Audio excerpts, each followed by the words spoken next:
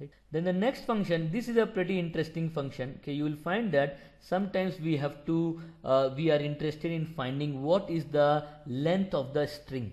Okay, so length of the string, it gives this len function. Okay, len function, it will return the number of characters in the string, which is nothing but the length of the string. So the syntax is len and it will take only one argument. So what we can do is we can write len and we will write A4. So it will give you the answer. So what we have is, okay, so we'll say len and I am doing good. If you see, it has 20 characters.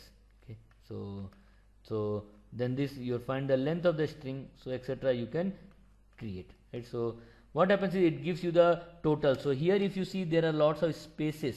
Okay, so if I remove the spaces, okay, so it has become lower. So even so what they are saying is even the spaces, they count as the character. So make sure that when you are counting, okay, if your intention is not to include the space, remove the space and then count the string length.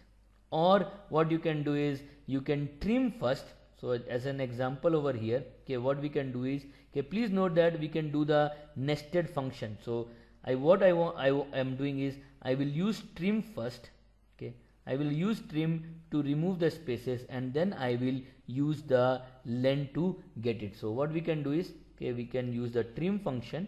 Okay, right. So trim will make this. So this is what trim has created, and then I can compute the len.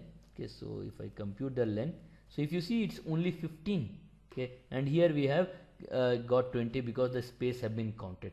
Now if I wanted you to compute, rather than doing two step, I want you to do in the one step only. So what we have is we have to use a nested functions. Okay, so what are the nested function? What you will do is you are doing len. Okay, so here if you see, you have computed the len. Okay, and in the len you have used this as a text. Okay, and how you got this? You got this by using the trim and the text, right? So what we can do is, see, this len is using this item, which is this. So you can bring this over here and you can say that, okay, len trim text.